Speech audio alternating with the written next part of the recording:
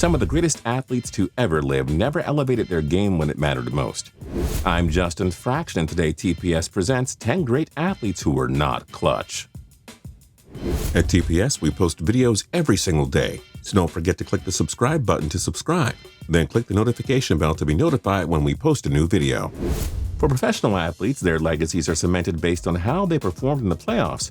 Fair or unfair, their careers are often only considered successful if they won championships and iced up when the pressure was on. This list is about the ones who just couldn't keep it together when it was.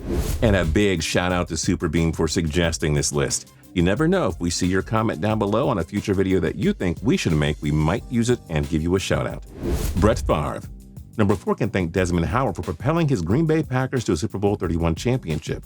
Favre was a 3-time NFL MVP and once owned the passing yards and passing touchdowns records. But he was not money when it mattered most. His interception in overtime of the 2007 NFC Championship cost the Packers dearly. 2 years later, his interception in the waning seconds of the 2009 NFC Championship game cost the Minnesota Vikings a trip to the big game. We also can't forget Favre and his Packers failing to defend their title in Super Bowl 32, where they were 11-point favorites over the Denver Broncos. Overall, he just wasn't clutch. Roberto Luongo. Okay, so Luongo was still playing, but come on now, the man just hasn't come through when it matters most. Luongo is 4th all-time in goalie wins and has 2 Olympic gold medals on his resume. But Bobby Lou has been one of the worst goalies in playoff history, and the unforgiving Vancouver Canucks fan base essentially forced him out of town in a trade to Florida. Luongo was just 34 and 35 in the playoffs, with a mere 2.49 goals against average and a 918 save percentage. He was awful in the 2011 Stanley Cup, as the Canucks fell to the Boston Bruins in 7 games. Tony Romo. Romo had the chance to surpass Roger Staubach and Troy Aikman as the greatest QB in Dallas Cowboys history. But unlike those two Cowboy legends, Romo just never came through when it mattered most. Must we mention him botching an easy game-winning field goal snap against the Seattle Seahawks during the 2006 playoffs? There was also the time when the top-seeded Cowboys lost to the underdog New York Giants in the 2007 playoffs. And how about Romo losing win-or-go-home Week 17 games in 2011 and 12? He went 2-4 in the playoffs with a 93.0 rating. Greg Norman. One of the greatest golfers to ever live, Greg Norman turned pro in 1976. The Shark was ranked number 1 in the world for a total of 331 weeks during his career. But Norman didn't bring his A game on the grandest of stages. Sure, he won the Open Championship twice, but he coughed up some big opportunities when they mattered most. Norman had a bad habit of unraveling at the worst possible time during the Masters tournaments. Heading into the final round of the 96 Masters, Norman had a 6-stroke lead over Nick Faldo. But Norman wasn't the man who wore the green jacket after the round.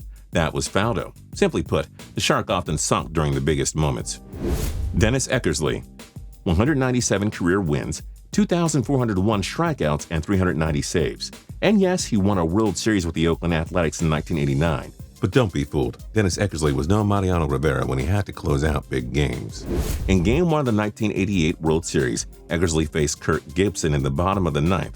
A beat-up and badly injured Gibson smashed home a run over the right field wall, and the Dodgers would go on to win the series.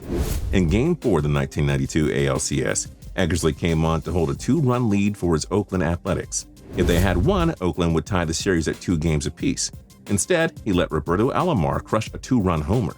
Toronto won in extras and eventually took the series. And in 5 different playoff campaigns, Eckersley ERA was 6.00 or higher, not clutch. Charles Barkley. An 11-time All-Star and former NBA MVP, Sir Charles did score lots of points in the playoffs, but there's a reason the man never won an NBA championship.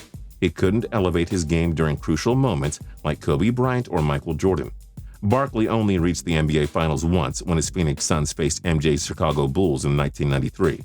Barkley's squads always underperformed at the playoffs, thanks to his inability to score the big points at the most crucial times of the game. Joe Thornton.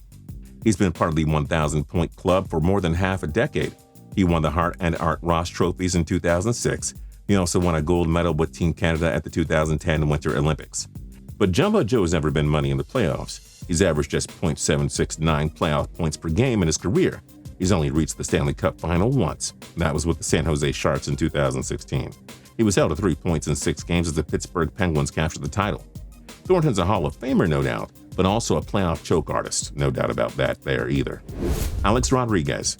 14 All-Star games, 3-time American League MVP. 696 career home runs, a .295 batting average. Alex Rodriguez was one of the most feared sluggers in baseball for 2 decades, except in the playoffs, of course.